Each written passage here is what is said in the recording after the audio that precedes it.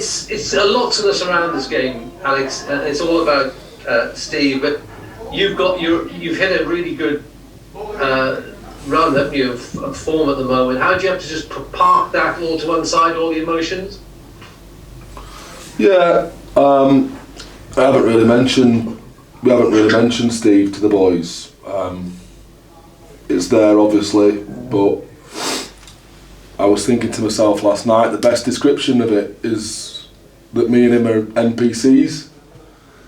I'm not a gamer. I only completed Duck Hunt on the Nintendo. That's about as the limits to my gaming abilities. But NPCs refers to non-player characters.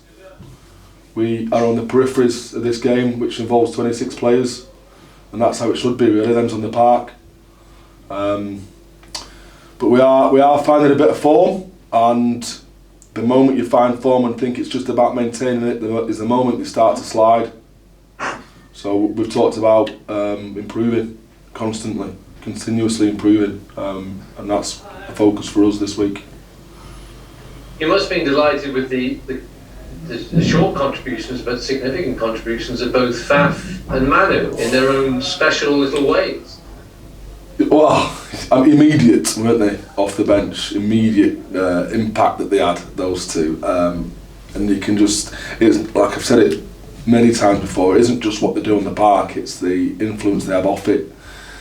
The glue, the spiderweb like glue that Manu Tawalangi is, and the ball of enthusiasm that Faf de Klerk is around the place that lift the whole energy of the squad. So we're very lucky to have him back and back in this weekend.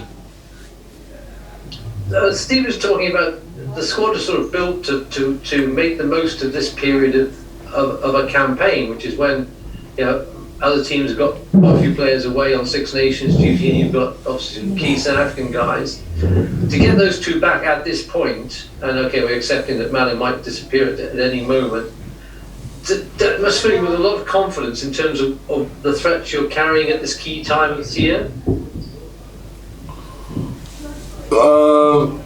Look, he built the squad, to be honest, didn't he? He's the man who built the squad, so I've inherited this from his years here. And I'm not sure if it was built for this time or if it was just built for the fact that it's got a lot of very, very good players in it, isn't it? Didn't help us in the autumn internationals and the Lions tour, obviously, but right now, with people coming back from injury, we're feeling fit and strong. And so that's it, Chris. Honestly, you need to be on form, you need to have consistent training, but when injury comes around and your ability to pick from a full squad, you need a bit of luck. Obviously, everyone's got GPS and means and ways of monitoring player loading, so you don't overtrain them and you don't overexpose them in terms of game minutes. Everyone does that to a large degree, but you still need sometimes a little bit of luck, and a lot of our injuries have just come back at this point in time, which coincides with us finding some form. So yeah. Who's not? Is Aka close to being back? Yeah, Aka's that would be the last one, wouldn't it? Yeah, Aka's 3 weeks off. Right. Obviously, we've got Ben Curry as well, who'd had, and we've got James Harper, who you haven't seen all year. We've got two tight heads there who are good first and second choices in James Harper and Nick Schoonert. Ewan Ashman is still carrying. So there's 4 or 5 there still who could come and add, who could easily get a spot. Luke James, who's on brilliant form last week, but just so got taken off, so he's suffering from I think it was a pop cartilage or broken rib. So there's still a third of a squad off what would be considered our best at the moment. So Luke obviously ain't going to be playing. Yeah. Did you say Ben Curry's state of health is? Well, it is as it was. He's still got a sore groin Right. from last week. We get through, but you don't get through groin strains in a week. Generally, two at at the least and 40 at the most. And what is the situation with Josh Beaumont? Yeah, again, he's coming back, and he will be back in and around middle March to end of, to start of April, and then around then. That's about it. So there's still a few, but we're blessed with a really good squad at the moment. And in terms of Faf and Manu, are they likely to start? Are they still needing to come off a bench in terms of your planning for them and loading for them? No, that was their bench appearance then. Now it's all down to form and the well-being really.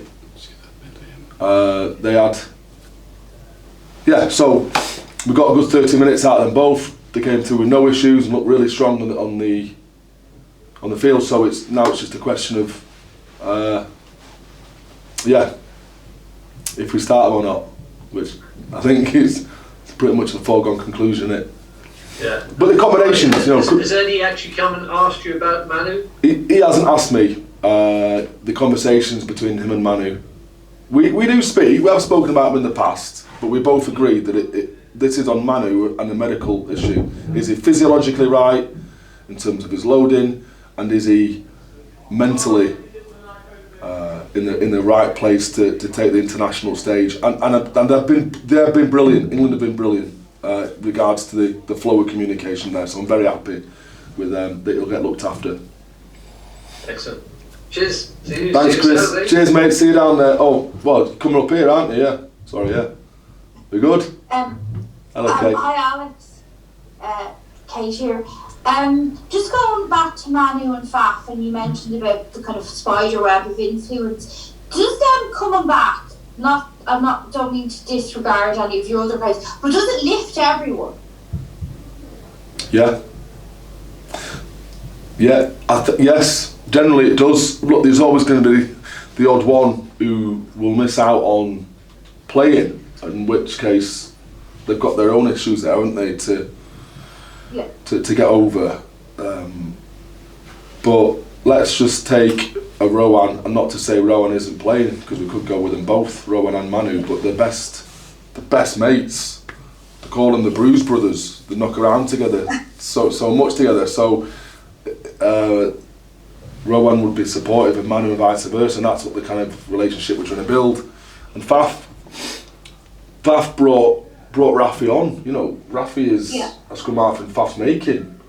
Yeah. So for Faf to start and Rafi not to start potentially, or vice versa again, they're very supportive of each other. If they're gonna hate anyone, if they're gonna dislike anyone, okay, it's gonna be me. So because I'm the one making the calls, they generally like each other.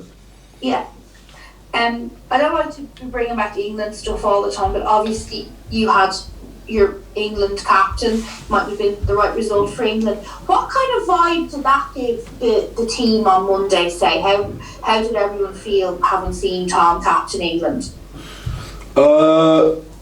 Monday was all business. You know, the England game was forgotten about, and we were. Well, they had the day off, to be fair, on Monday. So they came on Tuesday. We came off site and we got straight into us and how we could be better. So you have to get over these things pretty quickly. But we were all sat in there, as I say, got down early on the Saturday, sat in the hotel, watching the game together on a big screen, and yeah, it was pretty special. It was.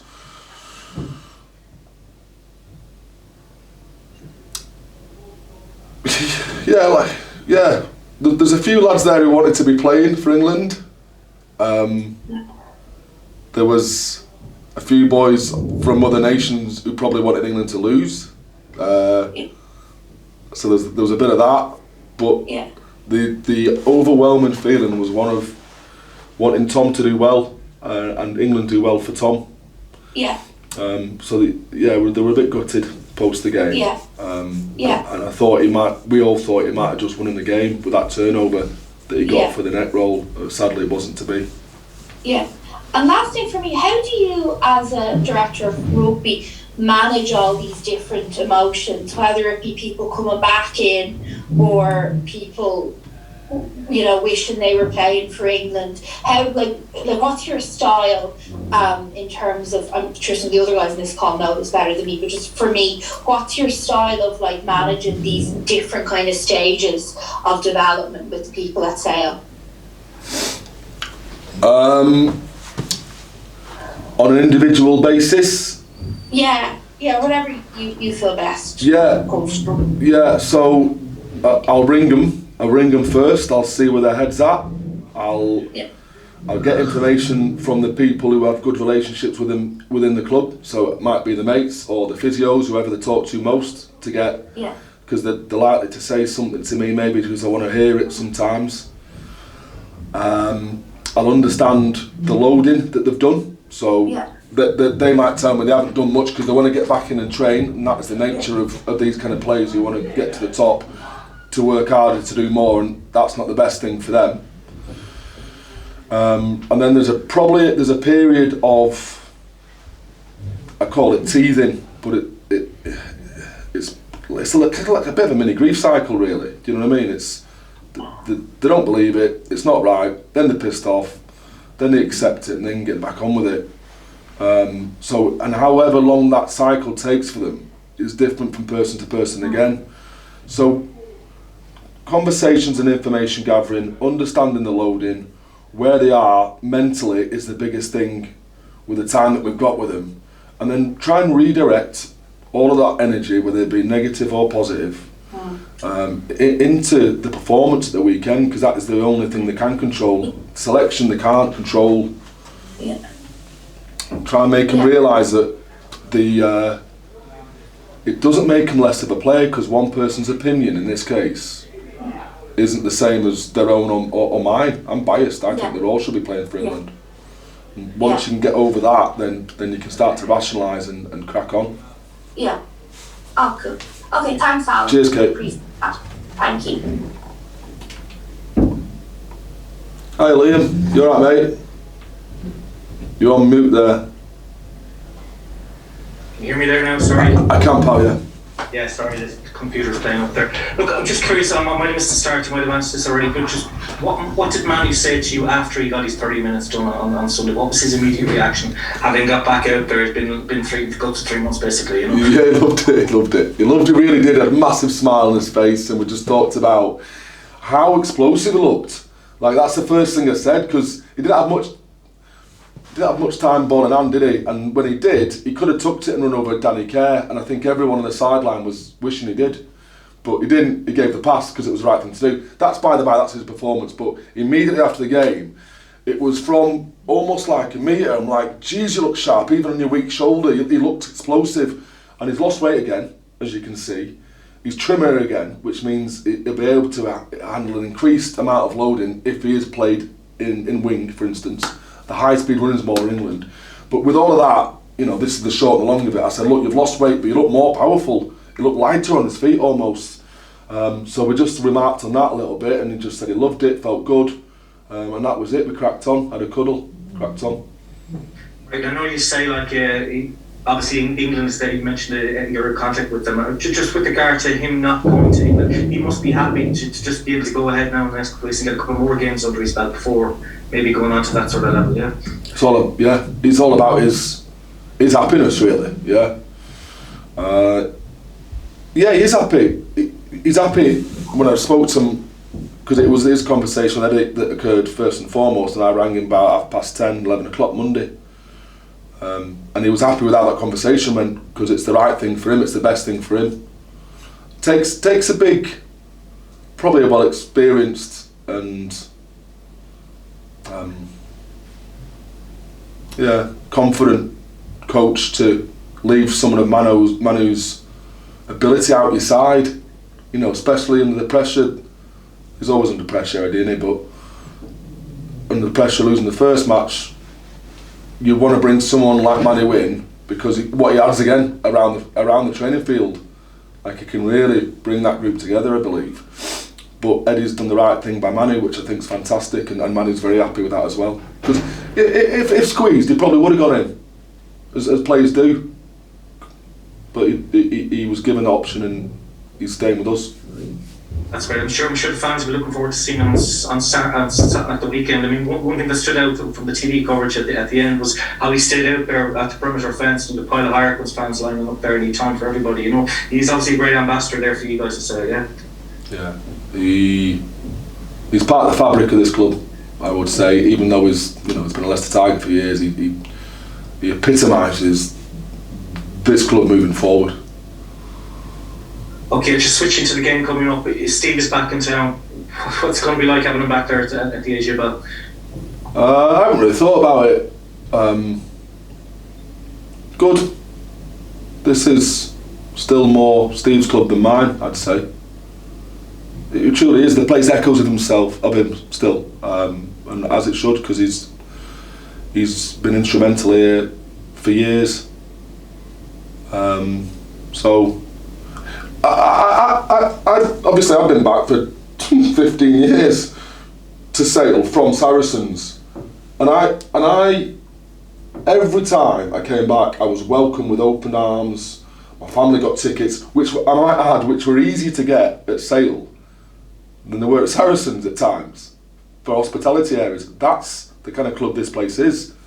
Once you've been indoctrinated and accepted as part of the club, you're always part of the club. So he will be warmly welcomed back, more so after the 80 minutes than before. I'm sure that there'll be no kind words pre-kick-off, but I hope to have a beer with him afterwards. Okay, just with regard to playing Worcester, I mean, we saw the real Sale last Sunday, and it was great to see. It was a reminder of what he did in the Premiership last season. The nadir for you guys this season was losing down at Worcester, was it? I mean, that was a shock defeat at the time. Worcester hadn't won anything, and yet they'd be. Has that been talked about this week? That there is something there rattling around that this is a chance to get back and make up for that sort of a performance? It's motivation, I'm sure, for the lads individually, but it's not something we're focused on. We're in a bit of a different spot than where we were back then. And I have to take responsibility for that. Although we came off the back of the same fixtures, actually, if you look at them, we had Quins, then Leicester, then Worcester. Now we had Leicester, then Quins, and Worcester. So I have learned the lessons in terms of how I could prepare this team on the back of that 3 games and this 3 games. And I feel like they're going to be in a better spot to put in a better performance. But that's through focusing on ourselves and not. We know what Worcester are going to bring, and they're going to be aggressive, and they're going to be competitive, and they're going to be direct. All those things, and that's what Dime said, wasn't it, on his kind of acceptance speech of the role. So we don't expect anything less. But the focus has to be solely on us, on what we can produce. We've shown some of that the last 2 weeks.